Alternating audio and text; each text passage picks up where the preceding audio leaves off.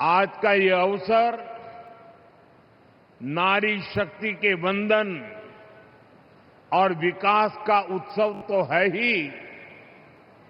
थोड़ी देर पहले ही यहां हजारों करोड़ रुपए के प्रोजेक्ट का शिलान्यास और लोकार्पण हुआ है। इसमें काशी में हर प्रकार के विकास से जुड़ी परियोजनाएं हैं। साथ ही काशी और अयोध्या की कनेक्टिविटी बढ़ाने वाले काम भी है। कुछ देर पहले 2 अमृत भारत ट्रेनों को हरी झंडी दिखाई गई है। काशी से पुणे और अयोध्या से मुंबई, ये दोनों अमृत भारत ट्रेनें यूपी और महाराष्ट्र की कनेक्टिविटी को और बेहतर बनाएगी। अब मुंबई पुणे सहित पूरे महाराष्ट्र के लोगों को अयोध्या धाम और काशी विश्वनाथ धाम पहुंचने का एक और आधुनिक विकल्प मिल गया है। मैं इस शुभ आरंभ के लिए देशवासियों को बधाई देता हूं। साथियों, भारत को विकसित बनाने का मिशन अनवरत चल रहा है। और जब मैं विकसित भारत की बात करता हूं तो उसका सबसे मजबूत स्तंभ भारत की नारी शक्ति है।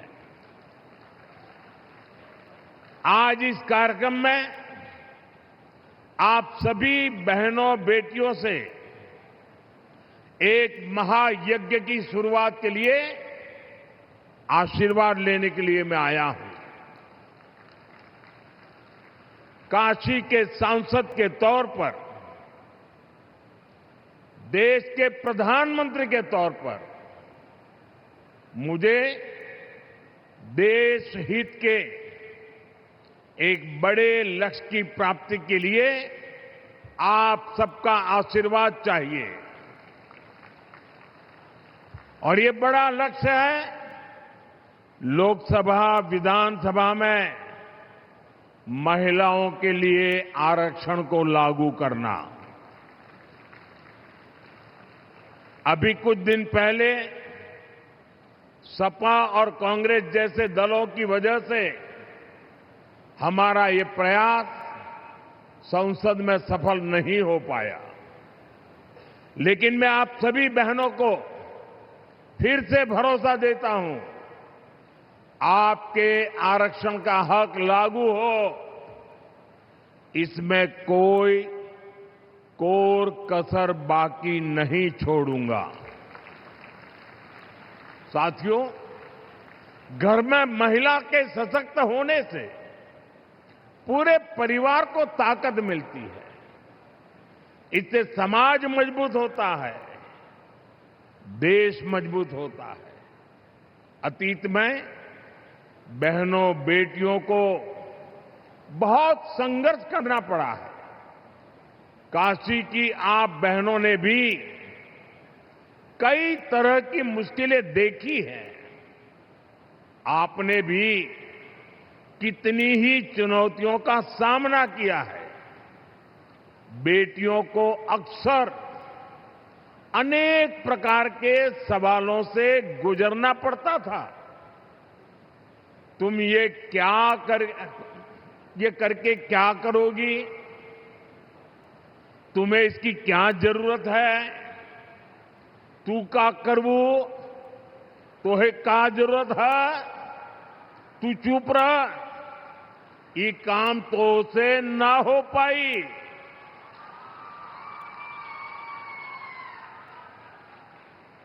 और कई बार तो सवाल भी नहीं पूछे जाते थे, सीधे फरमान सुनाया जाता था, ये तुम्हारे बस का काम नहीं है। साथियों, ऐसी परिस्थितियां सिर्फ काशी की बहनों के लिए रही हो ऐसा नहीं है। देश की अधिकतर बहन बेटियों के ऐसे अनुभव रहे हैं और इसको सहज मान लिया जाता था।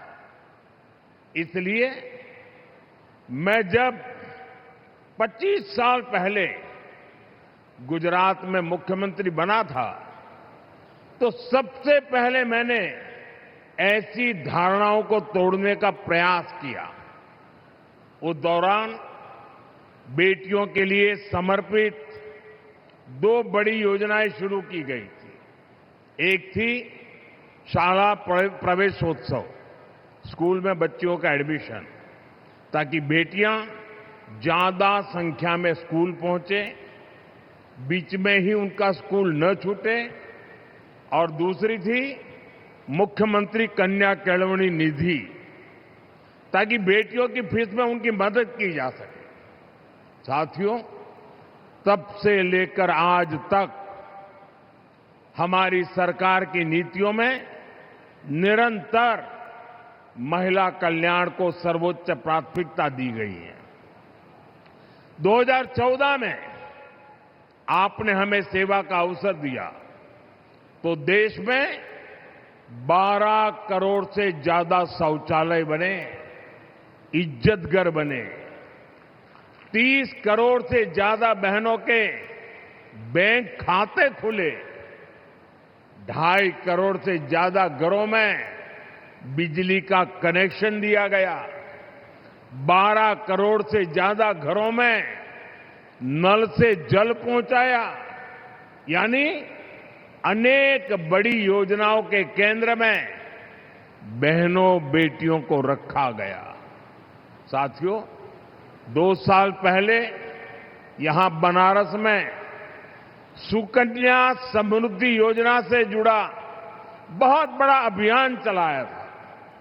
उस समय एक ही महीने में यहां काशी में 27,000 बेटियों के सुकन्या समृद्धि खाते खुलवाए थे और हर बेटी के बैंक खाते में 300 रुपये भी ट्रांसफर किए गए थे।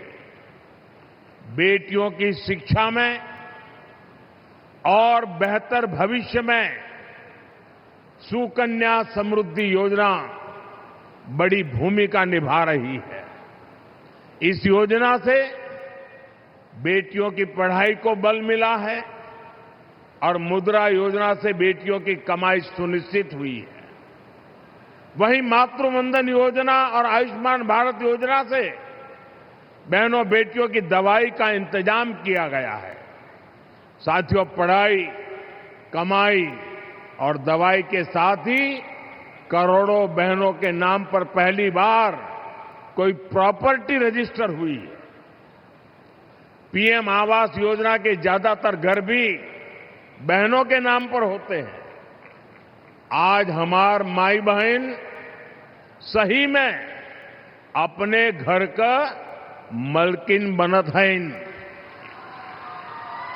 साथियों, हमारी सरकार का पूरा जोर बहनों की सुविधा और सुरक्षा पर रहा है। यही 2 चीजें हैं जो सशक्तिकरण की नींव मजबूत करती है। आपने यहां यूपी में अपनी आंखों के सामने हालात बदलते देखे हैं। कुछ साल पहले तक जब यहां समाजवादी पार्टी की सरकार थी तो यूपी में बेटियों का घर से बाहर निकलना भी मुश्किल हो गया था। इसलिए पिछले दिनों संसद में इसको लेकर चर्चा रखी गई थी। संविधान में संशोधन के लिए हम कानून लाए थे। ये संशोधन ऐसा था जिसके बाद ज्यादा संख्या में बहनें विधानसभा और संसद में पहुंच पाती। लेकिन साथियों, कांग्रेस, समाजवादी पार्टी, टीएमसी और डीएमके जैसी पार्टियों ने एक बार फिर देश की महिलाओं को धोखा दिया। ऐसे दलों ने 40 साल से महिला आरक्षण पर ब्रेक लगाया हुआ था। अब समाजवादी पार्टी ने फिर से इसे लाल झंडी दिखा दी है। साथियों, असली बात यह है कि ये सारे परिवारवादी और तुष्टीकरण में डूबे दल नारी शक्ति से डरे हुए हैं, आप सभी से डरे हुए हैं। ये परिवारवादी दल देश की उन बेटियों को विधानसभा और संसद नहीं आने देना चाहते, जो कॉलेज कैंपस से लेकर पंचायतों, स्थानीय निकायों तक हर जगह अपने दम पर नेतृत्व दे रही है। ये जानते हैं कि अगर धरातल पर काम करने वाली बेटियां ऊपर आ गई तो इनका नियंत्रण खत्म हो जाएगा, इनकी सत्ता पर सवाल खड़े हो जाएंगे। इसलिए ही जो परिवारवादी दल है, ये संसद में हुए विरोध में सबसे आगे रहे हैं। साथियों, मुझे संतोष है कि देश की बहनें, बेटियां इनकी इस कुटिल मंशा को पहचान गई है। आप देख रहे हैं, असम, केरलम, पुडुचेरी, बंगाल और तमिलनाडु में बहनों ने रिकॉर्ड मतदान किया है। महिला आरक्षण विरोधी दलों को अंदाजा नहीं है कि बहनों का ये वोट महिला विरोधी इन दलों को सजा देने के लिए हुआ है। साथियों, बीजेपी एनडीए सरकार का एक ही मंत्र है, नागरिक देवो भव। देश के नागरिकों की पढ़ाई, कमाई, दवाई, सिंचाई और सुनवाई, ये हमारी प्राथमिकता है। इसी भाव के साथ आज यहां काशी के विकास को भी विस्तार दिया गया है। गंगा जी पर सिग्नेचर ब्रिज बनने से पूर्वांचल की कनेक्टिविटी और सशक्त होगी। साथियों, बीते एक दशक में काशी उत्तर और पूर्वी भारत का एक बड़ा आरोग्य हब बनकर उभरा है। 500 बेड का मल्टी सुपर स्पेशलिटी अस्पताल काशी के हेल्थ केयर इकोसिस्टम को और मजबूत करेगा। इसके अलावा 100 बेड के क्रिटिकल केयर ब्लॉक का भी शिलान्यास किया गया। इससे गंभीर बीमारियों के इलाज के लिए एक बहुत बड़ी सुविधा काशी में जुड़ेगी। साथियों, गंगा जी की साफ सफाई हो, घाटों के विकास से जुड़ा काम हो या शासन प्रशासन से जुड़े भवनों का निर्माण हो, हर हुआ और भवानीपुर में किसानों के लिए भंडारण सुविधाएं हो, वृद्धाश्रम हो, महिला छात्रावास हो, ये सब काशी के संवेदनशील विकास का ही प्रमाण है। इन कार्यों से बनारस के लोगों को ही सबसे ज्यादा फायदा हो रहा है। साथियों, काशी की विरासत, यहां की धरोहर को सशक्त करने का अभियान भी निरंतर चल रहा है। संत कबीर स्थली का विकास और नगवा स्थित संत रविदास पार्क का जीर्णोद्धार, ये हमारे इस अभियान का हिस्सा है। साथियों, हमारी काशी अविनाशी है, ये अनवरत चलने वाला शहर है। इसी तरह विकास का अभियान भी निरंतर गतिमान है। मैं नारी शक्ति का वंदन करते हुए एक बार फिर हमें आशीर्वाद देने के लिए मैं आपका आभार व्यक्त करता हूं और विकास कार्यों के लिए शुभकामनाएं देता हूं। मेरे साथ बोलिए, भारत माता की, भारत माता की, भारत माता की। वंदे वंदे वंदे। हर हर महादेव।